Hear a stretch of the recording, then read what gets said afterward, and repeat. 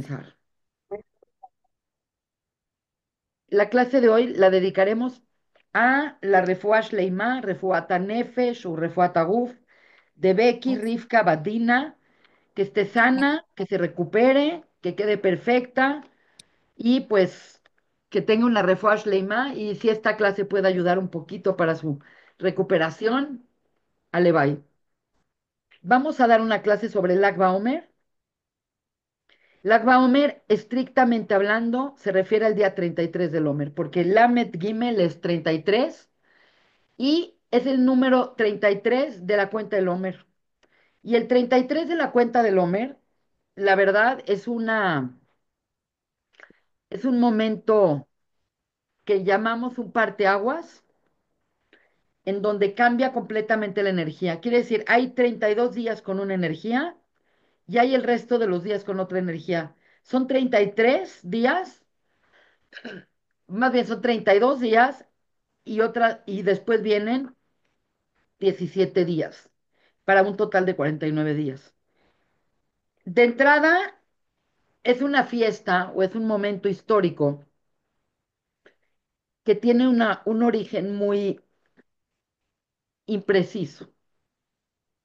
Y mucho de lo que nuestra percepción es del Homer es porque no entendemos qué es la Homer.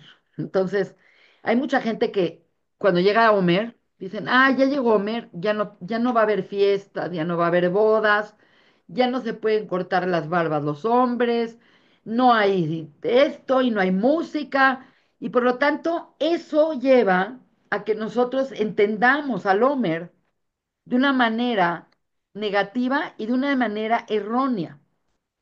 Porque la mayor parte de la gente que yo conozco, o la gente con la que hablo, y le digo, ah, estamos en el Homer. Ah, sí, es que el Homer es el tiempo en el que no hay bodas, no hay fiestas, no hay música, no hay corte de pelo. Entonces, cuando no hay música, no hay fiestas, no hay corte de pelo, eso se llama luto en el judaísmo. Y el luto, pues normalmente es algo malo. Entonces, nosotros asociamos de manera obvia el Homer con luto y con algo malo.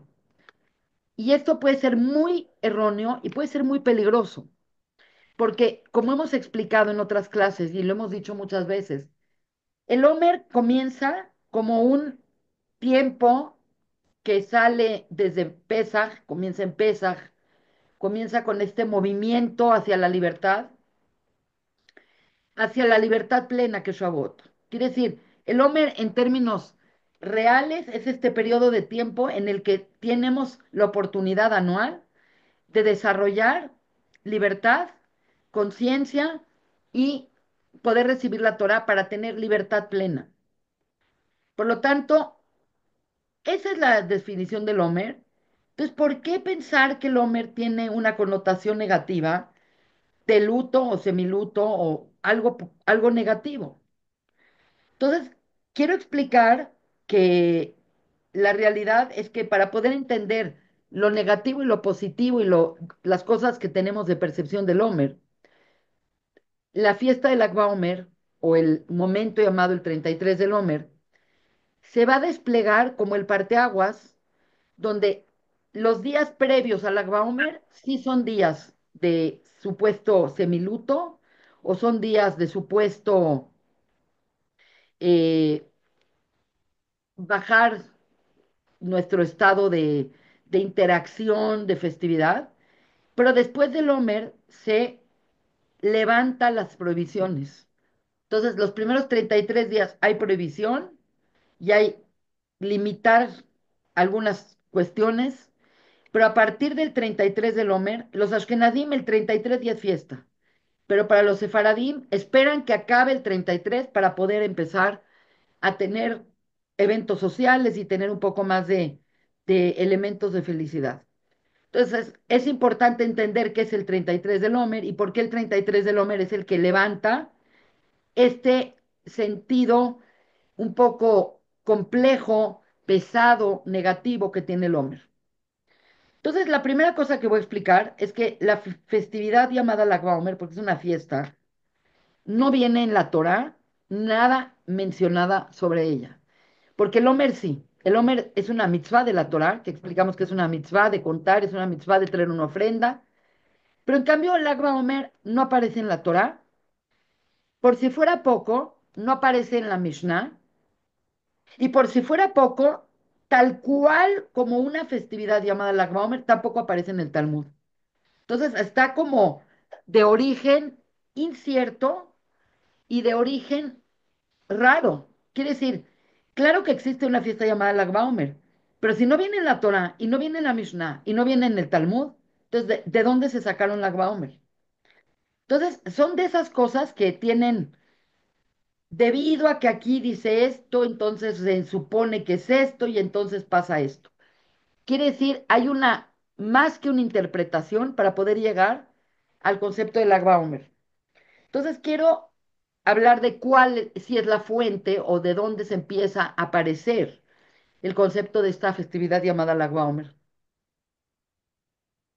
Hay un libro, un compendio de un libro que se llama el Meiri. Además de la Mishnah y además del Talmud, hay compendios midrashicos y hay otro tipo de comentarios. Y hay un compendio llamado el Meiri. Meiri. Y en el Meiri aparece por primera vez una, un remes, una alusión a Lag Baomer, cuando nos dicen y citan en la Gemara, en el Talmud, una escena importante y la relacionan con este día del 33 del Omer.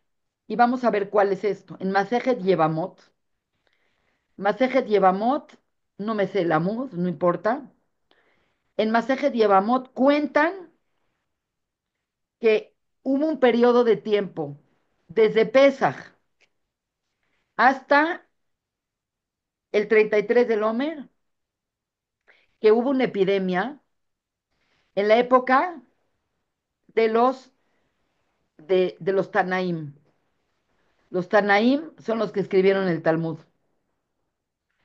Y cuentan particularmente lo siguiente, que en este lapso que va de Pesaj al 33 del Omer, que son exactamente 33 días, 12,000 parejas de alumnos de Rabbi Akiva murieron. Entonces, hay que entender qué es esto. Primero que todo, vamos a hablar un poco de Rabbi Akiva. Rabbi Akiva es muy importante para esta historia. Rabbi Akiva era un Taná. Cuando hablo un Taná, es una época de Jajamim. Hay los Tanaim, después vienen los Amoraim, después vienen los Aboraim, después vienen los Geonim, después vienen los Rishonim, después vienen los Achronim. Seguimos en el proceso y cada época tiene el nombre de Jajamim que eran. Pero los Tanaim son los primeros en escribir el Talmud. Rabbi Akiva venía de una familia de conversos. El papá de Rabbi Akiva había sido converso, era Ben Yosef, era Akiva Ben Yosef. Y Rabbi Akiva, sabemos que en los primeros años de su vida, hasta los 40 años de su vida, Rabbi Akiva era una persona iletrada, ignorante de la Torá, Fue por su esposa, ¿no? y no nada más no estudiaba Torá, odiaba a los jajamim. Tenía aversión por los jajamim, porque Rabbi Akiva vivió en la época de la destrucción, o un poquito posterior a la destrucción del Bet HaMikdash, y Rabbi Akiva llegó a la conclusión que los jajamim hicieron las cosas mal, que se pusieron, que no se pusieron de acuerdo, que hicieron cosas mal, y él atribuía que el Bet HaMikdash y la caída y la debilidad que tuvieron con los romanos fue por culpa de los jajamim. Entonces Rabbi Akiva era una persona que odiaba a los jajamim. Decía, si me traen un jajam, lo muerdo como un burro. Así decía. Él era un pastor y trabajaba en la Galilea para un señor que se llamaba Calva Sabúa. Es interesante porque pues obviamente no se podía llamar Calva Sabúa, porque Calva Sabúa en arameo significa un perro satisfecho. pero era una persona muy rica y él era su pastor y hacía muy bien su trabajo, pero la verdad es que pues era un pastor y era un iletrado. Y él, a los 40 años de edad, una vez estaba en una cueva, cuando vio caer una gotera sobre una roca en la cueva. Y de repente le llamó mucho la atención que la gota de agua estaba perforando la piedra. Entonces, en su mente, él dijo, si una gota suave de agua puede perforar una roca, quiere decir que todavía puedo aprender cosas. Quiere decir, no estoy perdido, no tengo que ser un iletrado y un ignorante toda mi vida. Y él se enamoró de la hija de Calvasabúa. Esta es como una historia de amor muy importante. Y la hija se llamaba Rachel, todo el mundo conoce la historia de Rachel. Y Rachel se enamoró de él y el papá, el Calvasabúa, le dijo, si te casas con este ignorante, con este tipo Akiva, te voy a desheredar. Y la desheredó, igual ella se casó con él y tienen una historia muy interesante, pero él a los 40 años apenas empezó a estudiar y se fue por unos años y se fue por algo así como 12 años. Y el tema es que a lo largo de los años, no sabemos si son 12 años o 20 años, regresó con 24,000 alumnos. Nada más piensen que es una persona que es maestro de 24,000 personas. Entonces, este es el contexto de la Gemara del Talmud Yevamot, en el cual dice que Rabbi Akiva, en este periodo de tiempo, tenía 12,000 parejas de alumnos. Y es muy importante mencionar por qué la Gemara no dice 24,000. Para nosotros es lo mismo decir 12,000 parejas que 24,000, pero no es lo mismo. Y no es lo mismo porque la Gemara, el Talmud, se estudia con Jabrutot. Y esta es una forma importantísima de estudio. La persona no debe de estudiar sola, porque el que estudia solo, lo que sea, y particularmente Talmud y también inclusive Zohar, se queda retroalimentando sus propias ideas y por lo tanto recrea una autorreferencia de información. Y el problema de eso es que la verdad, como hemos dicho, Yesh Shivim Panim la Torah. La Torah tiene 70 caras y facetas. Entonces, la persona que estudia sola nunca va a ver la perspectiva del otro. Y por lo tanto, el concepto de hasta el día de hoy, estudiar con Jabrutot, con parejas, permite un dinamismo y una posibilidad de no estancamiento del judaísmo. Y eso es lo que nos ha salvado como pueblo. Entonces, es muy relevante que diga 12,000 parejas de alumnos. Y esta Masejet dice, y en el periodo de Pesaj al 33 del Omer, todos los alumnos de Rabbi Akiva murieron, y murieron, no nada más dice murieron y ahí nos dejan la duda, y murieron porque no cabot uno al otro, uno no le dio cabot al otro. Entonces está tremenda, estamos hablando que la misma Gemara dice de los alumnos de Rabbi Akiva que aunque eran personas sabias y alumnos excelsos, tenían un defecto terrible de personalidad y el defecto era que no daban cabod unos a los otros. Eso no quiere decir que eran groseros o que se hablaban feo. Cabod viene de la palabra kaved, que significa peso. No le daban peso al otro. Eso significa que la opinión del otro para ellos era irrelevante.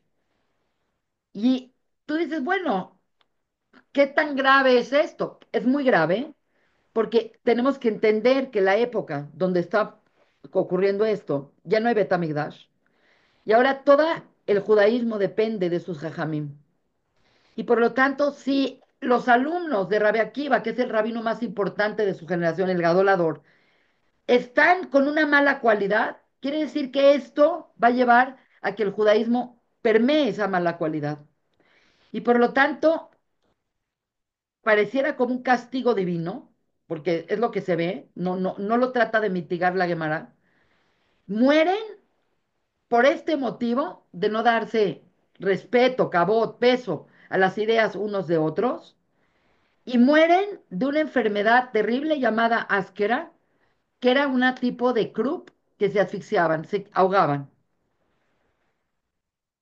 Y entonces, hasta ahí no sabemos nada de la Baumer. Lo único que sabemos es que estos, en este periodo de la historia, que es obviamente 2000 años después de que se entregó la Torá, o 1500 años después de que se entregó la Torá, sucedió la tragedia de los alumnos de Rabbe Akiva, que 12.000 parejas de alumnos se murieron en un periodo muy corto de tiempo, que son 33 días, que van de Pesaj al 33 del Omer. El día 33 se dejaron de morir, pero quizás se dejaron de morir porque ya no habían más. Quiere decir, no es que se dejaron de morir y sobrevivieron muchos, se dejaron de morir porque ya no habían más. Entonces, no necesariamente es algo bueno. Y aquí no hay ninguna mención de nada. Lo único que sabemos es que el día 33 del Homer, la epidemia paró. Ya sea porque acabó con los alumnos o ya sea porque la fuerza de ese día tuvo el aplomo, tuvo la energía de refuá, tuvo la energía curadora y se acabó la plaga. Eso es lo que dice la Masejet Yevamot. Entonces, ahí, hasta ahí no habla absolutamente nada. Entonces, como mencioné, el Meiri hace una como poco interpretación y como que de cierta manera dice, y este día, por eso que se acabaron los alumnos de Rabia Akiva, en ese día que se acabó esa pandemia, nosotros vemos ese día como un día bueno, como un día de fiesta. Entonces es muy dudosa tomar como referencia, el día que se acabó la pandemia voy a hacer una fiesta, pero ya se murieron todos. Entonces aquí entra un elemento muy importante porque Rabia Akiva para entonces no era un spring chicken, como dicen. Rabia Akiva empezó a estudiar a los 40 años y estudió por otros 24 años. Entonces es probable que Rabia Akiva para estas alturas tenía entre 60 y 70 años y toda la academia maravillosa que había hecho, caput, no quedó nadie de esa gente. Pero aquí entra lo más increíble de todo. Esto no apabulló a Rabia Akiva,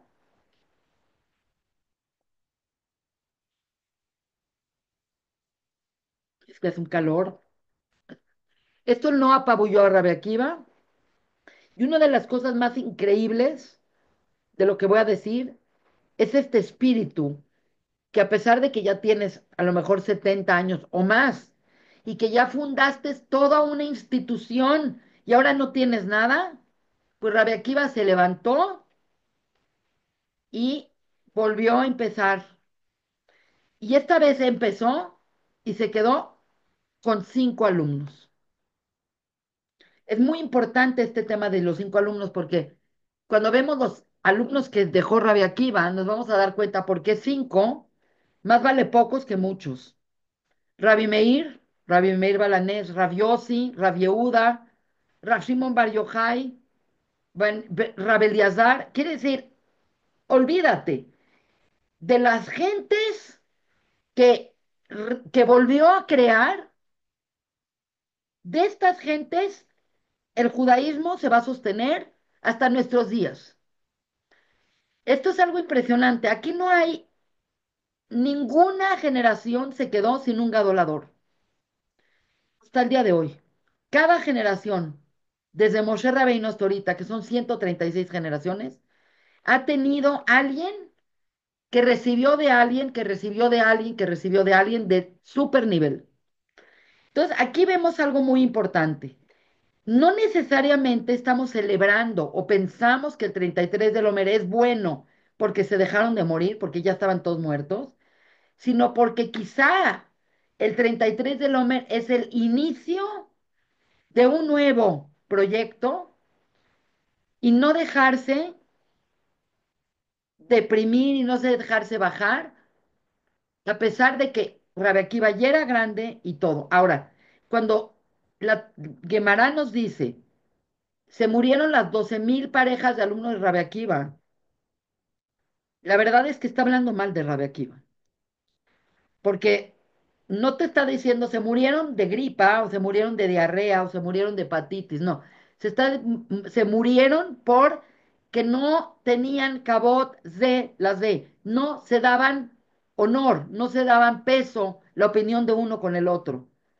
Entonces, si tú tienes un instituto de gente que estás formando y de repente resulta que esta gente tiene estas malas cualidades, esto no es nada más un problema de los alumnos.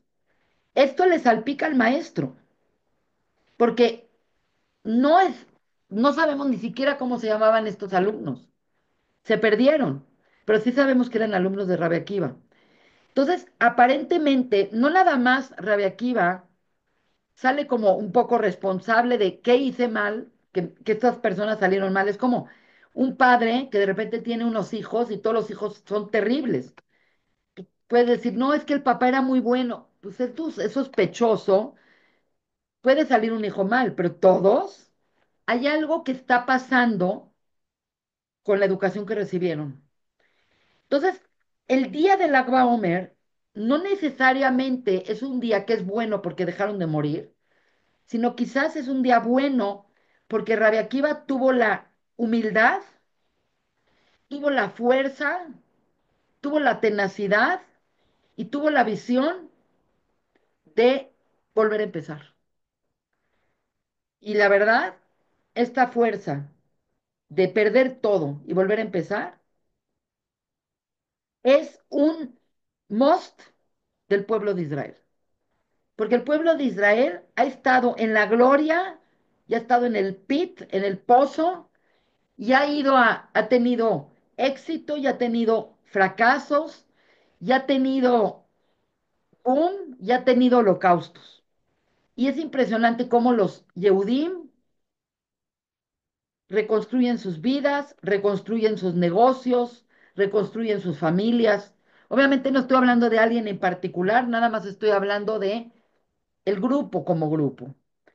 Y para muestra es cómo de pronto un Raf o una persona en la Shoah perdió a toda su familia y llegó a México, llegó a Israel o llegó a Estados Unidos y se volvió a casar y volvió a tener hijos y volvió a tener negocios y volvió a tener toire y volvió a vivir. Entonces, ya nada más de ver eso, ya valió la pena entender que es Lag BaOmer. Ahora, esto no nos explica por qué Lag BaOmer es un buen día o es un día de fiesta o levante luto o qué está pasando en Lag BaOmer, aún no lo entendemos. Nada más estamos entendiendo que históricamente hay algo atrás. Ahora, no puede ser que un evento como esto dictamine y afecte al Homer por todos los tiempos. ¿Por qué? Porque el Homer existe antes de este evento, 1000 años antes o más de 1000 años antes, y el pueblo de Israel ha tenido tragedias iguales o mucho peores que la muerte de los alumnos de Rabbi Akiva. Quiere decir, la Shoah es peor y la expulsión de los judíos de España es peor y los pogrom de Khmelnytsky son peores. Quiere decir, ¿por qué poner atención acá y no poner en otras fechas? Ahora, si fuéramos muy estrictos con las tragedias, entonces el pueblo de Israel tendría que estar de luto todo el año, porque no tenemos un día que no haya pasado una tragedia. Y la realidad es que es claro que en el judaísmo tenemos una época real de luto. Y esa época real de luto se llama las 3 semanas que van de Tamuz al 9 de Av. Y ya. Es más, el día de luto del pueblo de Israel se llama Tisha B'Av. Y ya. Es interesante cómo Hashem no minimiza, pero limita el duelo, porque como somos una forma de vida que ama la vida, no podemos extra enfatizar la muerte. Por lo tanto, todas las tragedias se acotan al 9 de Av. Entonces, ¿es realmente el Homer y los primeros 33 días un periodo de luto? No. Y esto se lo digo al rabino que quiera. No es luto, simplemente es una época que como están sucediendo muchas cosas y como la persona está en un proceso de mejoramiento, de autoconocimiento, de reflexión, entonces es importante poner nuestra mirada en eso y no en bodas y en jásenes y en banquetes y en conciertos y en otras cosas. Pero no es por un luto, porque no es que este luto es más importante que otros lutos. Es porque este periodo de tiempo nos habla de la importancia de volcar nuestra atención y nuestro esfuerzo y nuestra energía a nuestro perfeccionamiento y a nuestro mejoramiento. Y esta es la Shita, este es el camino que estudia Rabadin Steinsaltz, que fue mi maestro hasta que murió hace 2, 3 años, Zichrono Lebraja. Ahora, esta es la primera parte. Ahora vamos a ver otra cara de Lag Baumer. Entonces tenemos lo de los alumnos de Rabbi Akiva, etcétera, etcétera. Voy a contar una historia que viene en la Gemara, en Masejet Shabbat. Esto es muy importante que veamos las fuentes porque no son leyendas, son historias que están contadas y que tienen un grado de profundidad tremendo. Entonces, en la Masejet Shabbat cuentan una historia de que en esta misma época, estamos hablando de la época de los Tanaim, estaban un rabino que se llamaba Rav Yossi, un rabino que se llamaba Rav Yehuda y un rabino que se llamaba Rav Shimon. Lo que les voy a decir ahorita es algo que les va a llamar mucho la atención y que seguramente no lo sabían, pero yo ya lo comprobé porque yo estoy estudiando ahorita que estoy estudiando Talmud diario con mi esposo un poquito. Y muchas veces cuando hablan de Rav Yossi o cuando hablan de Rav Itzhak,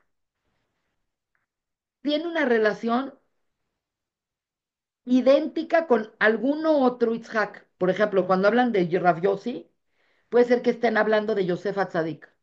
Y cuando hablan de Rav Shimon, están hablando de Shimon, el hijo de Yosef, de Jacob. Y cuando hablan de Rav Yehuda, están hablando de Yehuda. Esto pasa todo el tiempo en la Gemara. Entonces estaba Rav Yossi, Rav Yehuda y Rav Shimon. Obviamente el Rav Shimon es Rav Shimon Bar Yochai, que es del que vamos a hablar. Y se sentaron entre ellos tres, en la yeshiva o donde sea, a hablar de Roma. Roma ya había destruido el Betamigdash.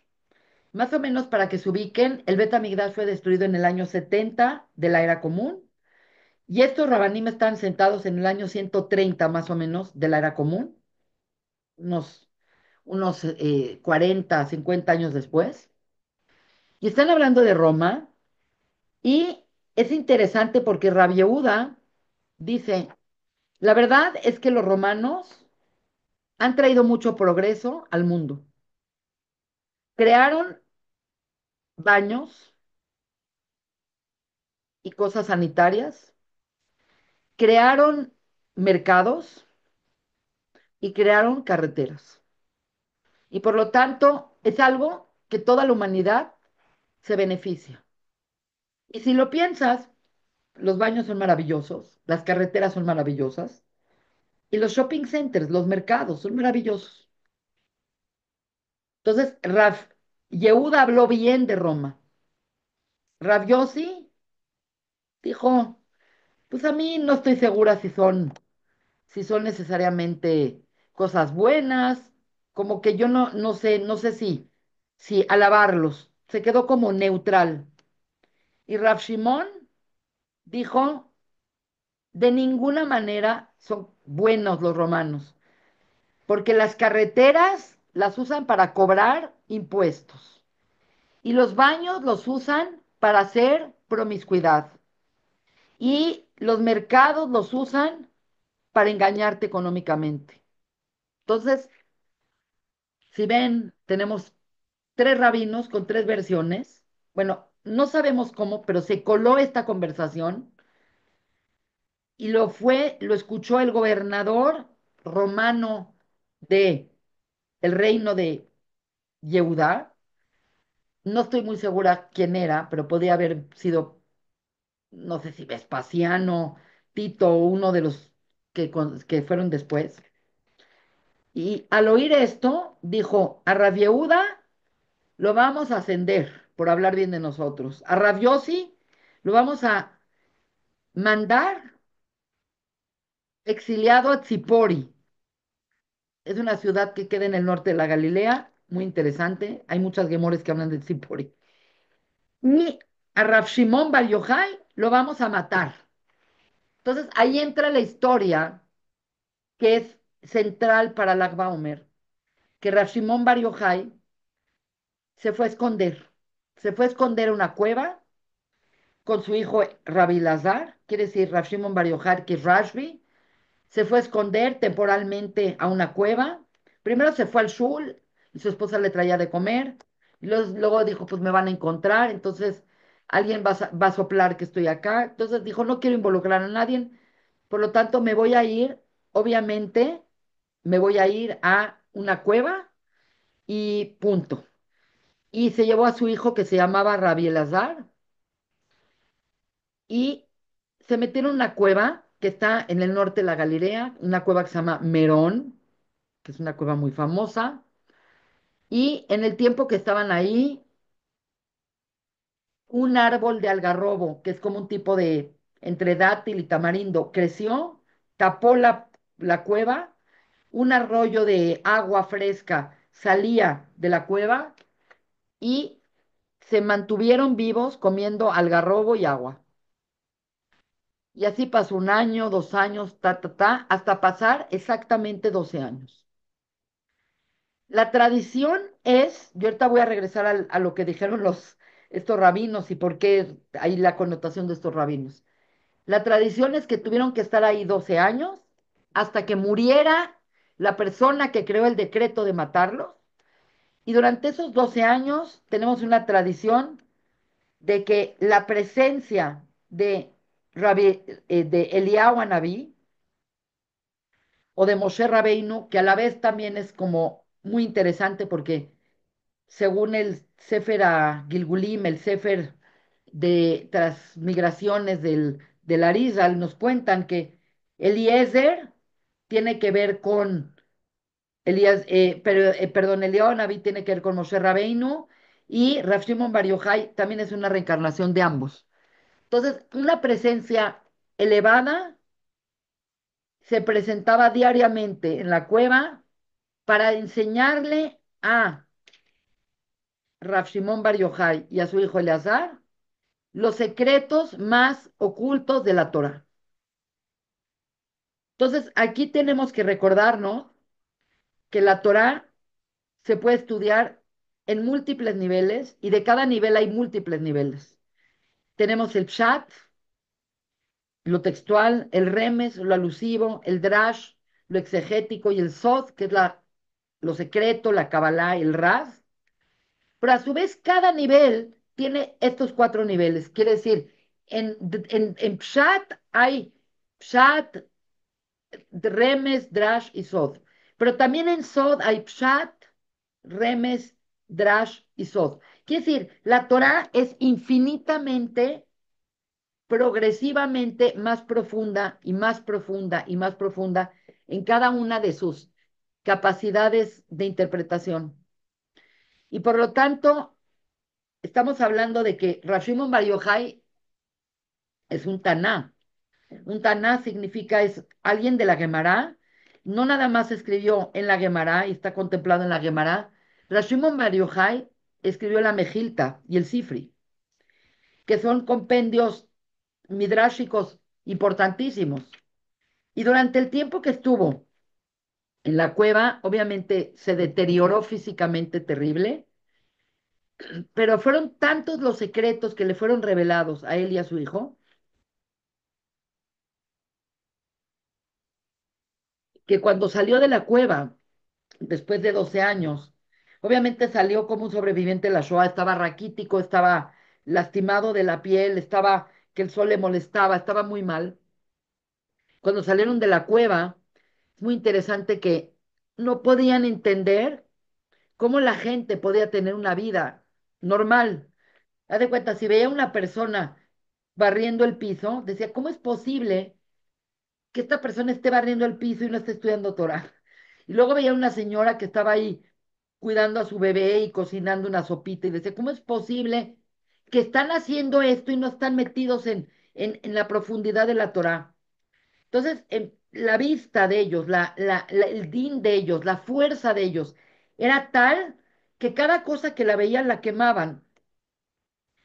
Por lo tanto, salió una voz del cielo y le dijeron, Raf Shimon, no te revelamos todos estos secretos para que destruyas el mundo de Dios. Te revelamos estos secretos para construir un mundo mejor. Por lo tanto, regrésate a la cueva otro año para que temples tu espiritualidad y tu din y sea un din soportable.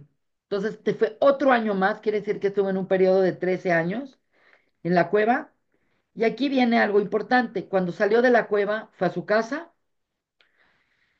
llegó a su casa, obviamente estaban todos en shock, su esposa todavía vivía, hijos de él, otros hijos ya eran grandes, su suegro ya era muy grande, que es Pinjas Ben Yair, y él hizo una jaburá de 10 alumnos, que son Tanaim, quiere decir, estamos hablando de puro picudo, y les reveló todos los secretos que estudió en la cueva. Y escribieron los alumnos, particularmente un alumno de él que se llamaba Rab Abba, le pidió Rav Shimon Bar Yochai que escribiera el Zohar HaKadosh. Por lo tanto, la tradición es que Rav Shimon Bar Yochai, a través de la revelación de todos estos secretos que vivió durante 13 años en la cueva, es toda la sabiduría contenida en el Zohar, que es el libro central de la Kabbalah, el que le da formalidad al contenido místico de la Torá. Y aquí viene lo que tiene que ver con el 33 del Homer, y ahorita vamos a regresar a la Gemara porque es muy interesante lo que voy a decir. Y básicamente lo que dice es que el día 33 del Homer, Rav Shimon Bar Yochai juntó a todos sus alumnos y le reveló lo que se llama Razin de Razin, que significa secreto del secreto. Entonces, como expliqué, hasta el secreto tiene sus niveles, pero este fue lo más sod del sod. Sod del sod es lo mismo que Razin de Razin. Uno es en arameo, uno es en hebreo. Y por lo tanto, en esa revelación es algo que existe en el Zohar, que es como un adendum que está dentro del Zohar en algunas parshiot, que se llama la hidra. Y la hidra, en hebreo hidra es como como la junta, la comunión, la hidra, una kbutza, una hidra, y hay la hidra zuta y la hidra raba. Quiere decir, hay dentro del Zohar, que es un libro muy complejo, que es un libro que requiere mucha estudio y cada letra y cada palabra y el lenguaje metafórico, dentro del Zohar existe lo más oculto del oculto, que es la sección llamada la hidra. Y son los secretos más profundos, donde él cita al Re de Meimna. El Re de Meimna es el Roé, el pastor fiel. Y cuando nosotros hablamos del pastor fiel, siempre es Moshe Rabbeinu. Entonces, por eso se cree que la presencia de Moshe Rabbeinu fue la que le reveló todos estos secretos a Rav Shimon Bar Yochai. Este 33 del Omer, que es la Agba Omer, fue precisamente el día en que él reveló la hidra. Y hay una tradición muy interesante, que una vez que terminó de revelarla, la cama o el palanquitir, o no sé cómo es, el palanquín donde él estaba, porque ella era muy grande, se elevó, se levantó con luz y se dirigió como levitando hacia la cueva donde había pasado estos años y se murió Rav Shimon Bar Yochai. Por lo tanto, hay una tradición profunda de que el 33 del Homer es el Yortzeit, o también se dice la Ilula de Rashbi, Rav Shimon Bar Yochai. Ahora es interesante la palabra Ilula, porque normalmente cuando alguien tiene un Yortzeit, cuando alguien tiene la muerte de un familiar, es un momento de tristeza. El tema es que inclusive en el judaísmo está reglamentado que el día de un Yortzeit la persona tiene a veces hasta que ayunar y tiene que rezar y tiene que decir Kaddish. ¿En qué momento la muerte se convierte en algo festivo? Entonces, el concepto es que él mismo, Rav Shimon Bar Yochai, dijo que la revelación de estos secretos iba a hacer que el mundo pudiera eventualmente tener una geulá, una redención más pronta y más benevolente, y que él estaba encantado de haber terminado su vida revelando hasta el último de los secretos que tenía que revelar. Y la palabra ilula significa boda, y por lo tanto es la boda, que quiere decir, es el acercamiento más profundo entre el alma de Rav Shimon Bar Yochai y Dios. Entonces, él como que dejó un precedente de que es un día que hay un portal energético, porque por algún motivo él escogió este día para revelar estos secretos. Entonces, ahora tenemos dos cosas importantes que están pasando en Lag BaOmer. Por un lado, tenemos que se dejaron de morir los alumnos de Rabbi Akiva, y por otro lado, tenemos que Rabbi Akiva no se dejó amilanar y que creó un nuevo grupo de alumnos. Entonces, no es nada más que se dejaron de morir, sino que él no se murió y que él emprendió una nueva yeshiva, aunque fuese de 5 alumnos, pero sabemos que esos 5 alumnos sí tuvieron continuidad y de esos alumnos se continuó la Torah hasta nuestros días. Ese es un motivo importante de Lag BaOmer. Y el otro motivo importante de Lag BaOmer es el Ilula y la historia de Rav Shimon Bar Yochai. Quiero regresar nada más para no dejar pendiente por qué hablaban de Rav Yehuda, de Rav Yossi, de Rav Shimon, porque es un tema muy importante, es un tema muy fascinante. Hay un Rav que yo tengo varios libros de él, es un Rav hasídico de la dinastía de Gur, los Gerer Hasidim, y hay dos compendios importantes, hay dos libros muy importantes de los Hasidim de Ger. Uno se llama el Sfas Emes, que significa Sfas Emes, los labios de la verdad, y hay otro que se llama el Imrei Emes, Emet, que significa el que dice la verdad. El Imrei Emet es previo al Sfat Emet, que es así. Y al rabino que lo estudió, que lo escribió, se llama el Hidushei Arim, así se llama. Se los digo porque es importante traer la fuente y aparte es una alajá que cuando dices algo en nombre de alguien, tienes que decir al Raf, porque así como que lo traes a la vida y entonces su alma se fortalece. Entonces, hay muy interesante que el Hidushei Arim habla de esta Gemara que está hablando estos tres rabinos y dice algo impresionante.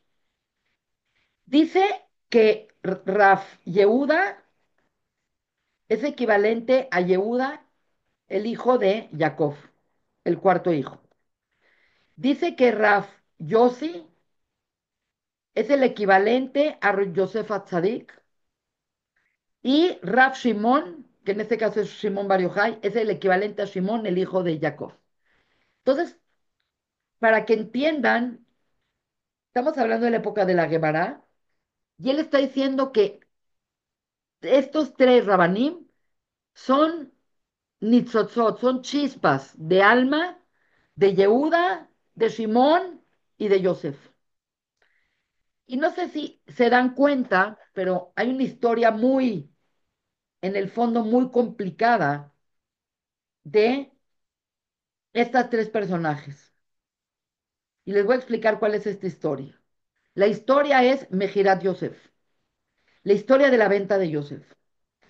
Yosef era un joven de 17 años cuando su papá estaba como constantemente alabándolo y engrandeciéndolo y distinguiéndolo. Los hermanos que ya eran adultos y que eran gente muy accomplished, estaban hartos de las preferencias del papá sobre el hijo Joseph, y el hijo Joseph estaba como con un ego muy alto, con un profundo adolescencia narcisista, esta etapa donde todo es referente a mí. Y sabemos que Joseph soñó que él era el rey y que los demás lo servían. Entonces, los hermanos de Joseph vieron en Joseph un peligro para el pueblo de Israel. No nada más fue por envidia.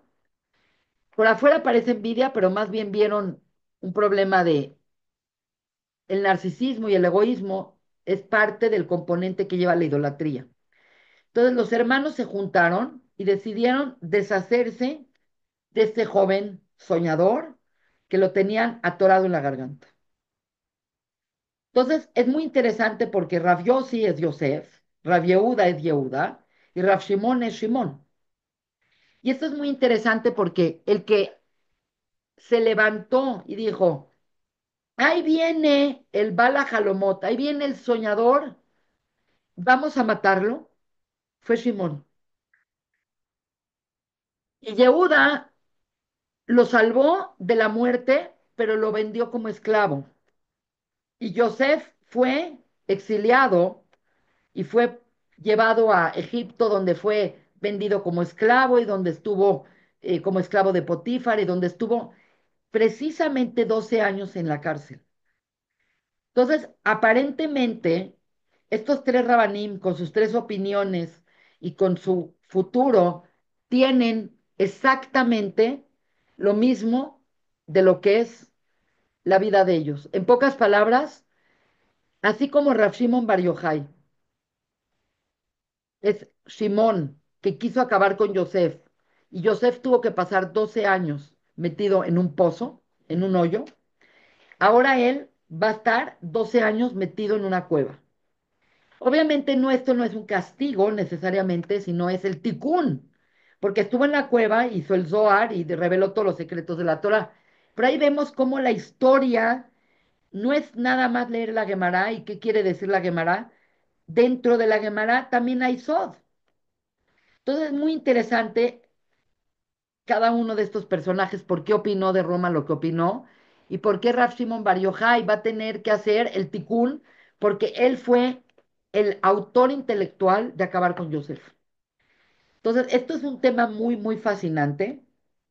Entonces, ahora, no sé si se han dado cuenta, pero ahorita lo que acabamos de hacer es aclaramos la fuente talmúdica indirecta de esta festividad llamada Lag BaOmer. Entonces, por un lado tenemos este elemento del Lag BaOmer indiscutible, que se acabó la pandemia, se acabaron de morir, Rabbi Akiva volvió a empezar y el judaísmo siguió adelante. A. B. Toda la historia de Rav Shimon Bar Yochai y la revelación de los secretos más profundos del Zohar y la revelación de la Hidra y la muerte o la Ilula, como llamamos, de Rav Shimon Bar Yochai. Pero entonces, ¿qué es este día? Ok, ya sabemos que es un día especial. Nos queda más que claro que no es un día común y corriente. Aparentemente, estamos hablando que es un día que tiene lo suyo. Entonces, ahorita quiero compartir con ustedes un pizarrón blanco para hacer una pequeña explicación que es este día. Entonces, vamos a compartir pantalla un segundito y vamos a ver qué es 33 del Homer y qué mide es el 33 del Homer. Entonces, aquí viene muy importante entender que el Homer, un segundito, vamos a abrirla en grande. El Olmer es un sistema de coordenadas. Como hemos explicado en otras ocasiones, no nada más es eh, la cuenta del Homer, hoy es el día tal del Homer, hoy es el día 31 del Homer, lo que es. Y bueno, obviamente de eso se trata mi libro y de eso se trata todo lo que yo quiero explicar. Se trata de 7 semanas, una, dos, tres, cuatro, cinco, seis y siete. Tenemos 7 semanas, pero cada semana tiene 7 días, entonces tenemos 7 días. Uno, dos, tres, cuatro, cinco, seis y siete. Entonces es muy interesante porque la semana de Gesed, la semana de Din, la semana de Tiferet, la semana de Netzach, la semana de Jot, la semana de Yesod y la semana de Malhut. Pero cada vez, cada día del Omer está mezclado, está intervenido, está infusionado, es la palabra más correcta, con lo que es ese día. Entonces, a su vez, cada día puede ser Gesed, puede ser Din, Tiferet, Netzach, Hod, Yesod y Malhut. Por lo tanto, lo que quiero explicar es que es como un mapa de coordenadas. El primer día del Omer es Gesed con Gesed. El segundo día es Gesed con Din. Tercer día es Gesed con Tiferet. Entonces, si nos vamos de día en día, acá 2, 3, 4, y llegamos al 7, y aquí vamos del 8, y así vamos avanzando, el día 33, ¿a qué equivale? Se vuelve como un juego de estos de coordenadas perfectas. Entonces resulta que el día 33 es la quinta semana, que es esta semana, y es el quinto día. Este es el día 33. Si tenemos que ponerle la coordenada, resulta que es Hod, Shebe, Hod. Es un día de Hod con Hod. Entonces hay que entender qué es ese día. Porque lo que nosotros estamos tratando de explicar que sucede en el Homer es que el Homer, con su cuenta, con su introspección, con su análisis, es un periodo de tiempo en donde nosotros estamos rectificándonos, en donde la persona, el pueblo de Israel, cada persona del pueblo de Israel, al cumplir el precepto del Homer, al pasar por esta época llamada Homer, trabaja diariamente una midá, porque estas son las 7 midot que corresponden a todo el DNA de toda la creación. Todos los seres humanos tenemos Gesed, todos tenemos Din, Tiferet, Netzach, Hod, Yesod y Malhut, pero cada quien lo tiene en otra proporción. Entonces hay gente que es muy benevolente, entonces está muy fuerte en su Gesed, pero a lo mejor su benevolencia hace que el Din se esfume. O hay personas que tienen un DIN muy fuerte, son muy estructuradas, son gente muy organizada, muy etcétera, disciplinada. Y así cada persona, tú puedes entender prácticamente dónde está el meollo de cada persona, el balance de cada persona y el desbalance de cada persona. Y esa es la belleza del Homer, y eso es por eso que hice el libro.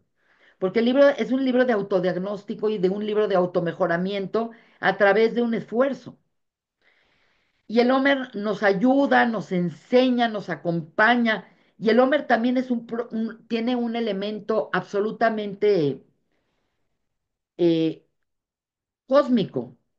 Quiere decir, hay una energía propia de cada cosa del Homer. Entonces, la pregunta que ahorita estamos haciendo es cuál es la energía del día 33 del Homer. Porque el 33 dijimos que es Lag Ba'omer. Entonces, ahora vamos a hablar de Lag Ba'omer. Entonces, resulta que Lag Ba'omer es lag, que es 30 más 3, 33. Lag Ba'omer es el día 33 del Homer, que explicamos que las coordenadas equivale a Hod, Shebe Hod, Hod con Hod. Entonces, ¿qué es Hod? Entonces, hay que entender qué es Hod, porque por virtud de Hod es que pasaron estas cosas, tanto lo de los alumnos de Rabbi Akiva, como el inicio de Rabbi Akiva, y lo más interesante, y la revelación maravillosa de Rav Shimon Bar Yochai, porque la Kabbalah es como otra entrega de la Torah, porque es la misma Torah, pero en un nivel que para qué te cuento. Entonces, la midá de Hod, hay que entender qué es Hod. Hod viene de Hodu y viene de Todá. Entonces, es interesante porque la palabra Hod viene de la palabra Yehudá. Yehudá. Yehudá se llama Yehudá porque su mamá le puso Yehudá, obviamente, pero le puso Yehudá porque definitivamente algo se movió en ella. Esto es un tema muy importante porque quiero nada más ver una cosa. Ah, perdón, me equivoqué de cómo lo escribí.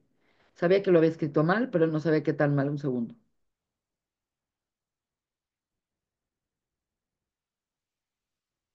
Yehuda. ¿Ok? Lea le puede poner el nombre a sus hijos como ella se siente. A Rubén le dice, Reú, ve Dios que no soy amada. Simón, escucha a Dios cómo no soy amada. Pero cuando tiene a Yehuda dice, Jodu, agradezco, reconozco que Dios está conmigo. Porque pues resulta que Lea era la única que está teniendo hijos cuando Rachel no tenía hijos y las otras no tenían hijos. Entonces, cuando ella tuvo su cuarto hijo, dijo, Odu, reconozco, reconocer, agradezco, que es interesante porque aunque parecen dos palabras separadas, son palabras que están interconectadas, porque para poder agradecer tienes que tener un reconocimiento de la otra persona, están absolutamente ligadas. Y es interesante porque los Yehudim venimos de Yehuda y tenemos la cualidad. ¿Cuál es la cualidad de los Yehudim? Que tenemos Odu, que tenemos reconocimiento y que tenemos agradecimiento a Dios. Eso es lo que es un Yehudí. Entonces, el día de el Omer, que se juntan estas fuerzas de agradecimiento con agradecimiento, significa que es un día que se convierte en un portal energético que quita pandemias, que quita problemas y que revela secretos profundos. Este portal hay que también entender, la palabra Hod también significa esplendor, también significa gloria y también significa empatía.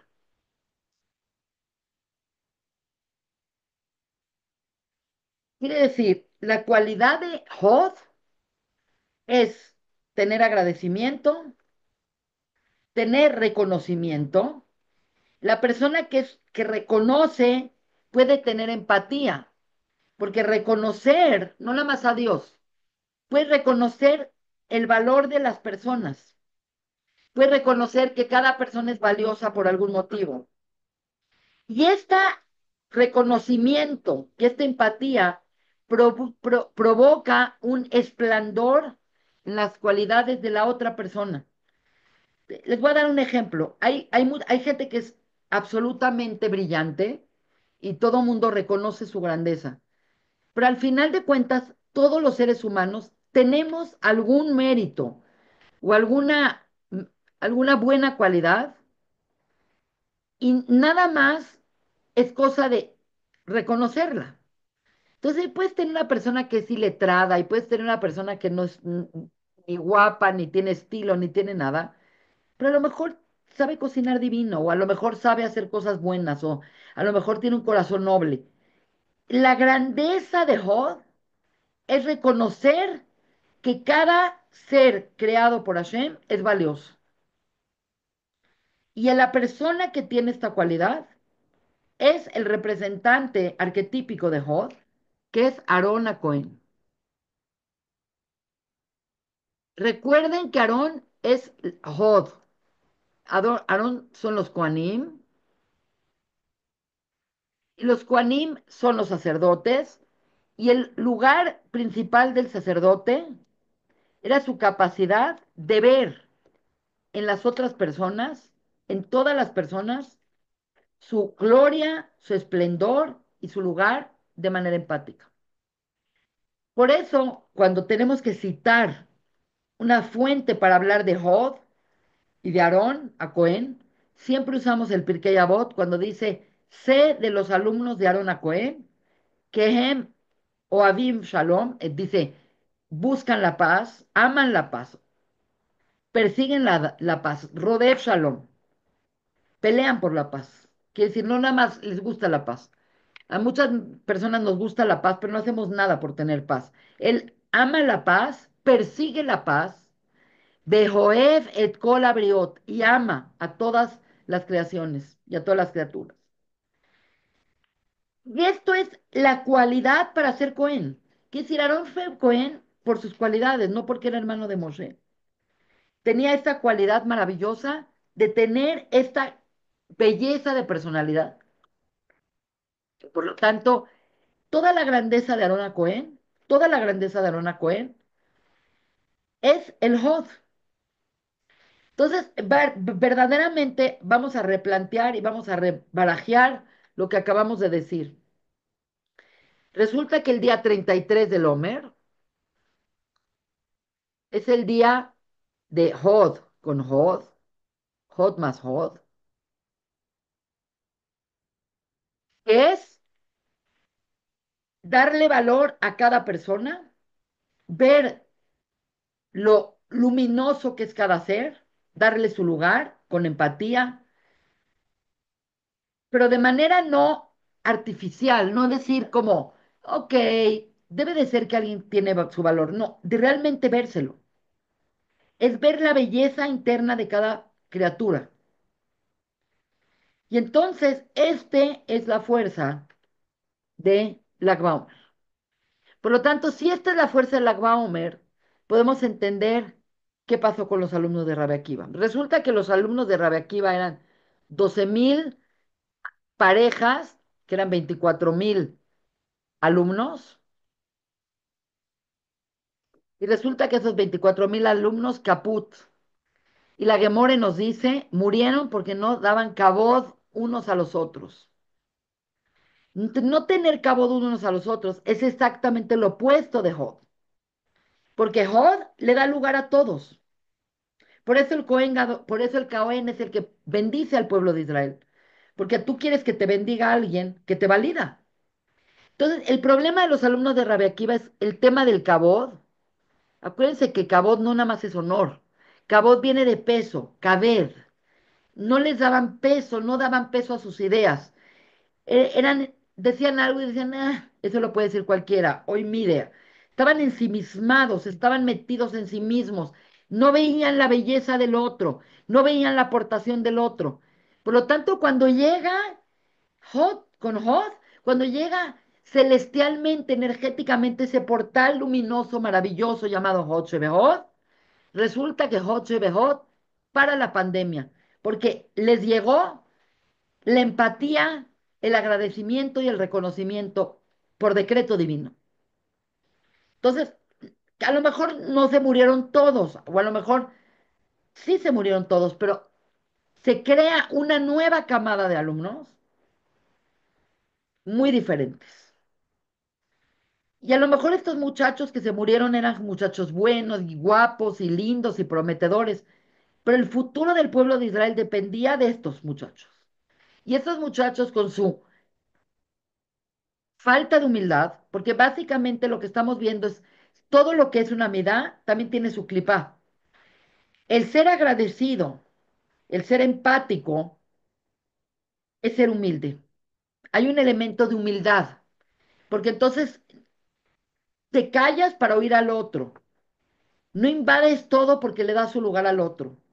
Y por lo tanto, energéticamente, la energía, esto es la belleza de esta clase, es entender que el Homer no es nada más si le pones atención o no le pones atención. El Homer está sucediendo. El Homer está sucediendo, estés consciente o no estés consciente. Los acontecimientos que pasan en el Homer están íntimamente ligados a la energía de cada día. Por eso hay muchas cosas que pasan en el Homer y esas cosas que pasan en el Homer 100% tienen que ver con la energía de ese día, incluyendo Yom Ha'atzmaut y Yom Yerushalayim. Y lo digo con razón completa porque he estudiado qué es Yom Ha'atzmaut y he estudiado qué es Yom Yerushalayim y están contenidos en el Homer y tienen 100% que ver con la energía de ese día. Entonces, la energía del Homer paró la tragedia y permitió crear una nueva camada de alumnos con cualidades mejores, con buenas midot. Aquí nos dice, y por eso los jajamim instituyeron el semiluto, no porque nos vayamos a morir, sino porque nos damos cuenta de lo importante y de lo potente que es el Homer, que afectó a esta generación. Entonces, también podemos utilizar el Homer para no distraernos con bodas y con cosas y con distracciones y poner nuestra atención en la mitzvah de contar el Homer y de pasar este tiempo a nuestro favor, en nuestro mejoramiento, en nuestra, ¿cómo le decimos? En nuestro teareino, en nuestra rectificación y en nuestra pureza. Estamos elevándonos, nos estamos purificando. Entonces, ya entendemos por qué el Homer creó esto. Y este portal energético que queda en el universo es el momento perfecto para dar, para revelar estos secretos de Kabbalah. Porque estos secretos de Kabbalah, cuando fueron dados, Rav Shimon Bar Yochai dio órdenes muy exactas de que no fueran revelados a todos. Y este es un tema muy importante que quiero que entiendan. Es tanta la luz que hay en este día, se abre un portal tan gigante de energía este preciso día. Obviamente es un día de escribir el Zohar, de revelar el Zohar, de pronunciar la grandeza de los secretos más recónditos de nuestra Sagrada Torá. Pero aquí es importante entender que la revelación no es nada más, ok, ya fueron revelados, so what? Nosotros es a través de muchos siglos y de muchos casi milenios y de muchos rabanim y de muchas exégesis que hemos eh, tenido un dinamismo con esta revelación. Entonces, esto es un tema muy fascinante porque básicamente la revelación fue clausurada y fue censurada por muchos siglos. ¿Por qué si hay una información y hay tanta luz, por qué fue tan censurada? Y esto es un principio de Kabbalah muy importante que mucha gente a veces no lo entiende. A veces la gente entendemos que entre más revelamos y entre más luz tenemos y entre más luz emitimos, mejor. Y la verdad es que no es así. Y en Kabbalah hay una advertencia muy importante que dice, la luz es más peligrosa que la oscuridad. Todo el mundo piensa, no, la oscuridad es lo peor. No es cierto, porque la oscuridad es sinónimo de ignorancia. Y una persona puede ser un ignorante y puede ser muy feliz. Quiere decir, la ignorancia tiene la dulzura de que yo no sabía. Y yo no. Entonces, la ignorancia te permite no ser tan exigente contigo mismo, te permite quedarte cómodo, quiere decir, tenemos pánico de la oscuridad, pero el Zohar y la Kabbalah nos explican que la luz es más peligrosa. Y la luz es la revelación, es el conocimiento, es peligrosa en el sentido de que para que la luz tenga su buen efecto, la persona tiene que tener el recipiente correcto para poder contener esa luz. Porque cuando una persona recibe más luz de la que puede contener, desde el punto de vista cosmogónico, como lo hemos explicado en nuestras clases de cosmogonía y de cosas de Kabbalah más avanzadas, la persona que recibe más luz de la que puede contener acaba teniendo lo que se llama un Shvirata Keilim. Shvirata Keilim es una ruptura de vasijas, se rompe. Y lo podemos ver porque, por ejemplo, cuando alguien tiene una experiencia mística muy elevada, pero él no hizo nada por prepararse, puede hacerle mucho daño. Por ejemplo, hoy está muy de moda, y está popularizado y está completamente como aceptado en algunos medios, algunas drogas que son drogas muy potentes y muy luminosas. Por ejemplo, la psilocibina, la ayahuasca, ciertos hongos, ciertas sustancias, las mescalinas. Estuvieron toda la vida, quiere decir, siempre los usaron los chamanes y los usaron las personas para ceremonias muy picudas y espirituales y para cosas. Se empezaron a popularizar, mucho tuvo que ver María Sabina, las enseñanzas de Don Juan, y gente de la nada se expone a esta experiencia, porque son drogas que te llevan a experiencias místicas muy poderosas. Y estas experiencias místicas muy poderosas te pueden cambiar la vida, te pueden iluminar, te pueden mostrar un camino, te pueden demostrar que el mundo es unificado y te pueden demostrar qué tan sensible es todo el mundo y perfecto es el mundo.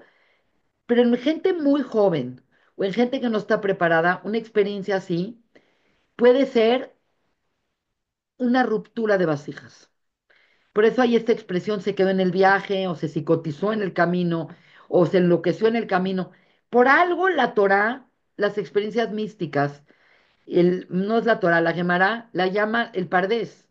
Recuerden los cuatro que entraron al Pardés, Rabenazai y Ben Zomá y Ajer que era Elisha Ben Abuya y Rabakiba. Y la experiencia de entrar al Pardés, que suena como, wow, yo quiero entrar al Pardés, yo quiero ir al Ganeden, yo quiero conectarme con la luz directa. Sí, conectarse con la luz directa es nada más si estás preparado para conectarte con la luz directa. Quiere decir, en la Torah hay decenas de situaciones donde la conexión con la luz directa acabó en tragedia. Y el hecho es que la semana pasada leímos a Jarei Mot. Los Jarei Mot es después de la muerte de los hijos de Aarón, quienes quedaron fulminados por haber llevado un fuego desconocido al, al Kodesh Kodashim. ¿Qué significa? ¿Que no eran buenos muchachos? Claro que eran buenos muchachos. ¿Que no eran tzadikim? Claro que eran tzadikim. Eran personas que no estaban aptas para esa experiencia. Entonces, esto que estoy explicando es muy importante porque Rav Shimon Bar Yochai le fue revelada esta información. No es que él se indujo cómo revelarla. Él fue revelada esta información, pero también le fue revelado que la tenía que ocultar. Y que la tenía que ocultar hasta que el mundo evolucionara y que los jajamim se desarrollaran y que otras personas se desarrollaran hasta que pudieran contener esta luz tremenda, que es la luz maravillosa del Zohar, que es el libro del resplandor, el Bahir, el libro de la iluminación. Quiere decir, todo es pura luz. Y por eso todo el estudio de Kabbalah En el, en los círculos religiosos, en los círculos judíos, siempre tuvo ese aire de no puedes, no puedes estudiar Kabbalah si no tienes tal edad, si no conoces todo el Humash, no conoces todo el Talmud, no conoces todo el Midrash, no conoces toda la Mishnah. Es decir, ¿por qué tanta exigencia para estudiar algo? Si no lo entiendes, no lo entiendes. No, aquí el tema no es si no lo entiendes o no lo entiendes. Es acceso a una corriente eléctrica tan potente que puede ser fatal y desencadenar cosas muy malas, el mal uso de esta energía. Entonces, obviamente, no es nuestro caso porque han pasado miles de años y nosotros tenemos muy digerido muchos temas y nosotros estamos en lo más superficial del estudio de la Kabbalah, pero hay algo que sí quiero decir y es algo muy interesante. Cuando nosotros vemos el, el Sfirat Omer gráfico, vamos a ver una peculiaridad única. El Sfirat Omer, como hemos dicho, contiene, un segundito, es que se me, ya, contiene 33 días, contiene 49 días, hemos dicho que es un periodo que va de Pesaj a Shavuot, es como una recta que tiene 49 días, tiene 49 días, y dentro de esos 49 días, que empieza el 16 de Nisan y acaba en Shavuot, que es el día 50, que dice aquí empieza el 1 y aquí es el 50, tenemos precisamente lo que hemos estudiado en esta clase, que tenemos un parteaguas. Y el parteaguas es que tenemos un día que parte el Omer. Y ese día que parte el Omer es el 33 del Omer. Entonces hay un ambiente antes del Omer y hay un ambiente después del Omer. Entonces es muy interesante porque lo que voy a explicar está muy lindo. Resulta que acá tenemos 32 días y a partir del día 33 hasta el día 49 tenemos 17 días. Cuando nosotros sabemos perfectamente que los números son intercambiables por letras, entonces como acá tenemos la palabra lag, acá tenemos la palabra lev, que es corazón, y el número 17 siempre en la Torá es tov, porque es la gematria. Quiere decir, lev es 30 y bet es 2. Acá tenemos 9, la baf es 6 y la bet es 2, 17. Entonces, el Homer tiene la peculiaridad de hacer un left off, un buen corazón, un buen corazón. Parece como un poco cursi decir un buen corazón, pero un buen corazón es la rectificación de las midot que estamos trabajando esos 7 días del Homer, 7 semanas del Homer. Entonces, aquí entra un tema muy fascinante y con eso vamos a acabar esta clase, que yo creo que es una clase muy interesante. Resulta que si nosotros contamos en la Torá, puedes hacer muchos diferentes códigos. Como saben, hay Bible codes y hay todo tipo de cosas muy interesantes y con la computación esto se volvió exponencialmente más interesante. Pero resulta que en la Torá, la palabra 32 desde Breshit, Bara, Elohim, Meta, Shamayim, Betales, Beares, Dara, ta, ta, ta, ta. La palabra 32 es la palabra Tov.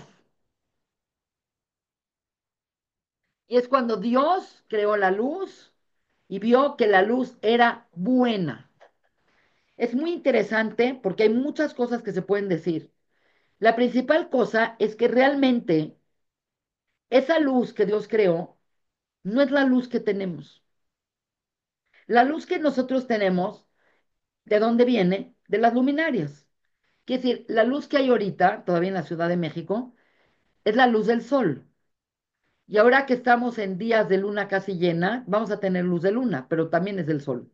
Quiere decir, nuestra fuente de luz es 100% la fuente de luz de las luminarias. Y las luminarias fueron creadas el cuarto día. Por lo tanto, la primera luz que Dios creó no era la luz de las luminarias. ¿Estamos de acuerdo? Era una luz que es como la madre de la luz de las luminarias. Es el concepto de luz. Entonces, hay la tradición, es una tradición muy importante que se llama la Or Aganús, la luz primordial. Y es una luz diferente porque es la luz que es la materia prima de toda la creación. Entonces, hay algo muy interesante porque dice que cuando Dios más adelante creó al hombre y cuando vio que el hombre podía escoger bien o podía escoger mal, podía hacer caso a Dios, podía no hacer caso a Dios, cuando vio que el hombre tenía libre albedrío, se dio cuenta que el hombre tenía cualidades muy bellas, pero que también el hombre podía ser una fuente de destrucción terrible. En pocas palabras, el hombre puede crear mundos y puede destruir mundos, sin duda alguna. Entonces resulta que Dios agarró esta luz que él creó, que es el Oraganus, la luz primogenia, la luz primordial que Dios creó, y dice que la escondió para los tzadikim a Titlabo, en el momento que estén preparados. Vuelvo a regresar al tema de la luz y el peligro de la luz.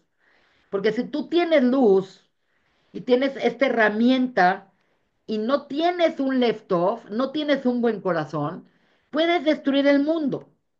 El poder de tener ese potencial de la luz y no tener un left-off te puede convertir en un destructor, en un Hasbe Shalom, un Hitler.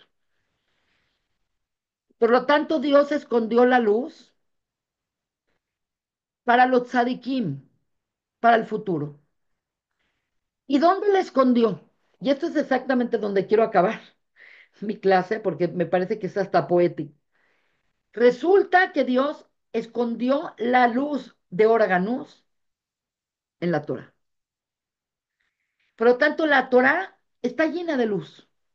Y la Torah está llena de ese potencial y la Torah está, pero para poder estudiarla, tienes que ir perfeccionando tu corazón.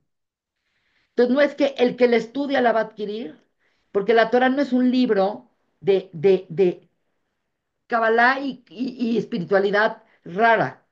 Es un libro de mitzvot, es un libro de cómo las mitzvot cambian tu sensibilidad y cómo somos rahmanim y somos misericordiosos y somos baishanim y somos eh, humildes o somos, como dijimos hace un momento, dijimos agradecidos. Hay de todo dentro de los Yehudim, pero como grupo humano somos un grupo muy, muy especial. Somos un grupo muy especial. Y no somos especial porque somos especiales, porque así nacimos. Somos especiales porque tenemos la Torá. Y como tenemos la Torá, siempre que entremos en contacto con ella, nos llenaremos de luz. Y dentro de la Torá está la Mishnah, y dentro de la Torá está el Talmud, y el Midrash, y la Agadeta, y está el Sod del Reizin, de Razin, de Razin. Significa está el Sod del Sod del Sod del Sod. Porque el mismo libro que estudia un niño en Kinder es el libro que estudia el Gaón de Vilna. El mismo libro, porque está la luz ahí escondida. Y es nuestra oportunidad y es nuestra responsabilidad y es nuestra derecho encontrar esa luz. Entonces, es increíble que el mejor día del Homer, el día más luminoso del Homer, el día más espectacular del Homer es Lag BaOmer, porque el Lag BaOmer es un portal donde la luz revelada de la Torá está accesible a nosotros. Por lo tanto, es un día que quiero decirles qué sugiero hacer mañana en la noche. Primero, prenderle una vela a Rav Shimon Bar Yochai. Igual también hace unos días fue el Yortzeit de Rav Meir Balanés, que también es un taná de altura mundial. Prender una vela y estudiar. Estudiar Zohar sería ideal porque, un segundo, estudiar Zohar sería ideal porque el Zohar es pura luz. Y pedirle a Shem que nos ilumine. Pedirle a Shem que entre más luz a este mundo.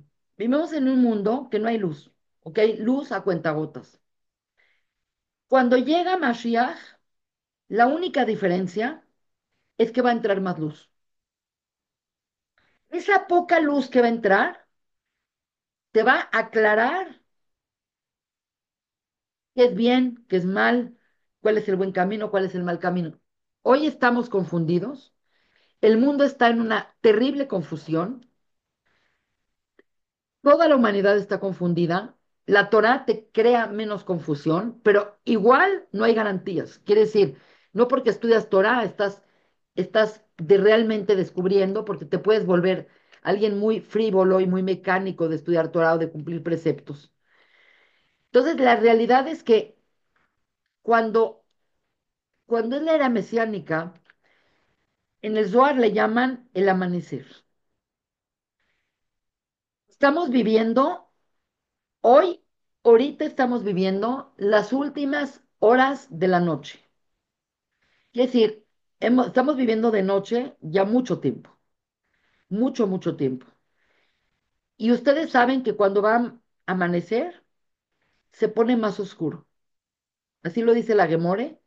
Dice, es increíble, pero unos instantes antes del amanecer, la oscuridad se vuelve total y de repente sale el sol. Y ¡pum! El amanecer no es como el anochecer que va lento y que va paulatinamente. Aquí es oscuro y ¡pum! La luz y la iluminación. Y eso es exactamente lo que va a pasar. Y entonces, esto tiene una consecuencia importante, porque cuando entra la luz, y si la luz es más peligrosa que la oscuridad, significa que nada más el que preparó su vasija va a poder recibir la luz. El que no preparó su vasija y el que perdió su vida con frivolidades y con materialismos y con tonterías y no se dedicó a tener una vida de significado, una vida de conexión, una vida de buenas midot, una vida de armonía, esa persona no va a tener el beneficio de la luz, porque la luz lo va a reventar. Entonces, yo sé que estamos en épocas dificilísimas. Estamos viviendo una época con un resurgimiento de un antisemitismo terrible. Estamos absolutamente nerviosos, ¿qué va a pasar? Tenemos mucho miedo de quedarnos solos, porque siempre hemos sido un pueblo que estamos muy solo. Y de repente, como que cada cosa que dice Trump o cada cosa que hace el mundo, estamos nerviosos, ¿cómo nos va a ir? Pero este momento que estamos viviendo está polarizando a la humanidad. Y la polarización no es una polarización tan obvia para mucha gente entre derecha y izquierda y entre opiniones políticas o religiosas.